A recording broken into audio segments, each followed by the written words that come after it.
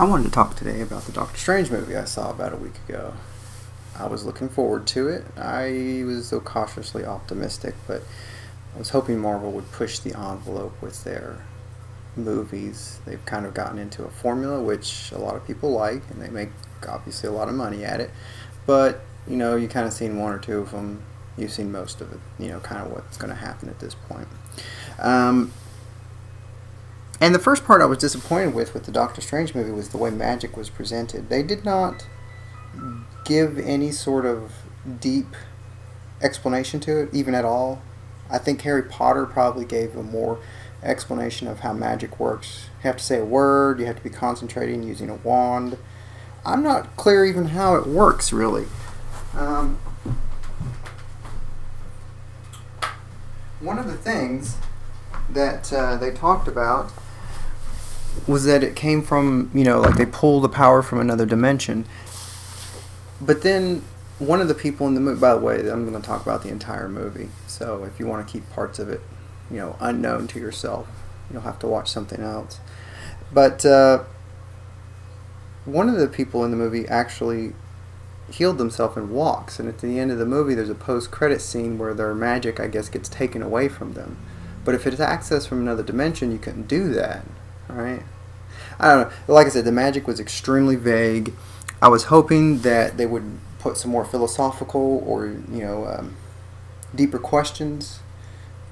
Even if you look like in Star Wars, the way they explain the Force, it's an energy field generated by all living things. It has a light side, it has a dark side. You get some more philosophical and story and character implications that you can play with that in your storytelling. There really wasn't anything like that. You probably could have just said magic was a technology. Like if you replaced all the magic stuff with just a technological tool, and there wouldn't have been any difference in the movie, for the most part. And so that was pretty disappointing. The other thing was the performances. I like Benedict Cumberbatch quite a bit as an actor, and he did okay in it. He wasn't super engaging, but he wasn't bad or anything. However, his portrayal of Doctor Strange, he really wasn't much of a jerk or even arrogant, to be perfectly honest. And he says one mean thing to his kind of girlfriend in the movie near the beginning, but that's after he's been through the wreck and he's basically bankrupt. So, it's kind of a low point anyways. And actually what he said was probably kind of true as well, even though if it was said harshly. So I actually never thought he was really a jerk or an asshole throughout the movie. He was a smart ass, but that's tons of people are. So that's not anything noteworthy. So actually his performance was, I think, a little bit flat for the character overall.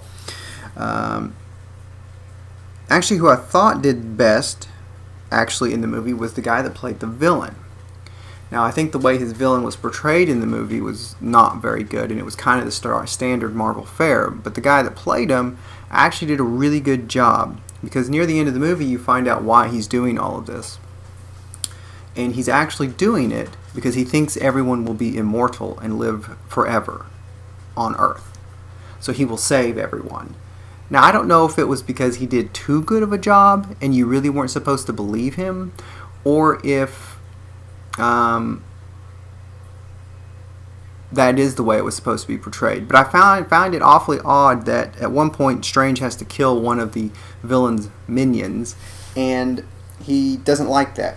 And him and Mordo getting a little, conflict, verbal conflict over that. And Strange is on the side that, you got to use your imagination or something instead of killing people. But at the end of the movie, he sentences the villain, who, perfectly honest, needs, like psychiatric treatment because he's crazy more than anything. He actually believes that he's saving everyone on Earth. Even if he's had to kill a few people, he's going to save everyone else forever. He sentenced him to the other dimension, and since there's no time there, he's basically sentenced him to hell forever. And that seems awfully harsh. Like, it would almost be kinder just to kill him rather than putting him in hell forever. So I didn't really know how I felt about that or what was going on as far as that's concerned.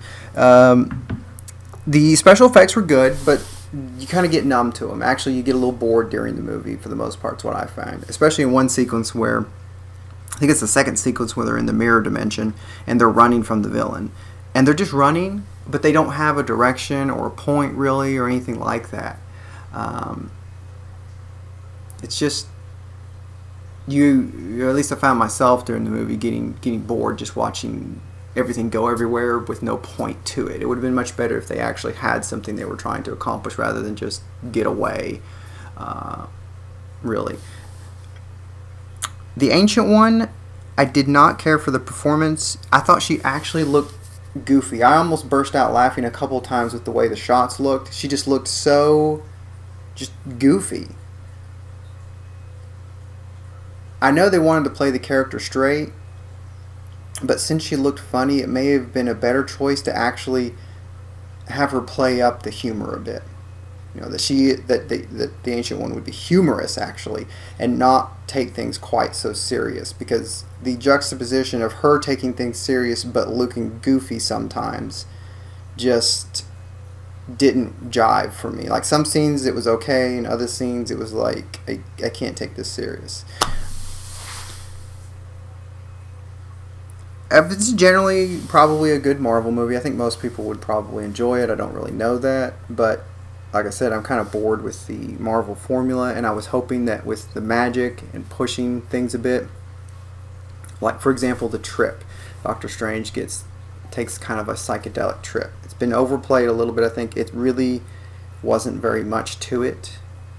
Like at the beginning, I think of his trip, you see a butterfly, obviously showing, I guess that's supposed to allude to him transforming into something, you know, that he's transforming, and then there's a lot of hand imagery, which is obviously related to his broken hands, but that, I mean, there really didn't seem to be anything to it, beyond just those psychedelics. Nothing deeper to it. You know, you'd have to maybe watch it again to see if there was anything, but I didn't notice it, and I wasn't interested enough in the movie to ever see it again. I couldn't imagine it. It just wasn't that interesting. I thought the Doctor Strange costume was really well done. The cape was really well done, but I didn't really understand the cape. This again comes to the magic thing. Like, why do they have to use these sling rings to open portals? I mean, they never explain why. I mean, they can use other spells without, you know, having to have an item. Why? I mean, maybe they just did it because they thought, well, if they can open a portal anytime, that's a little overpowered. Like, we can't handle that writing, so we need to give them a crutch. You know, they have to have these rings to do it. Oh, I don't even mind that, but I mean, at least make it plausible with the rest of your explanation for how magic works. And maybe that's the whole problem, is maybe they really don't know how magic works. They didn't even care. They just wrote it as is. Like, does Doctor Strange have to say words? Does he have to think? Does he have to make hand gestures? Does he just do those because he likes to? I don't know. Does the power come from him, from another dimension? Because I always remember, I think in the comics, and I'm not a huge Doctor Strange comic reader, but I've read some of them. I mostly prefer him with other groups. I think he stands out as a good contrast when he's with other people, but by himself, sometimes it's not very interesting. But very hard to say why they went with that direction of just not explaining magic at all, and not giving us anything of how it works. Like, even the little whip things they use, like, do those burn? Do they hurt? Are they solid? You know, like a physical thing? Or are they more like an energy? I don't know, again, how they work. I assume they don't burn, but maybe I don't know. Again, there's nothing, they never explain it in any way, really. So you're just left puzzled. And you see a cool thing, and if you don't think about, oh, that was cool, and move on, but it's like, but how does that work? And the cape, like, does it have a full personality? I mean, the cape was pretty cool, looked good, and it was interesting, but it was actually in there pretty little, and you don't feel much of a relationship between Strange and the cape. You definitely feel a relationship as the viewer and the cape, but not between Strange and the cape. And it was very odd and a little bit off-putting, his interaction with them like that. So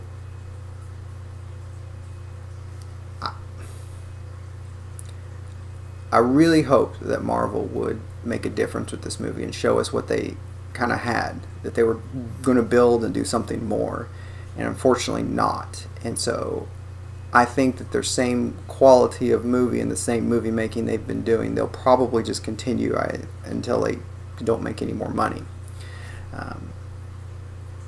But that's all I have for Doctor Strange for right now. We'll talk later. Bye.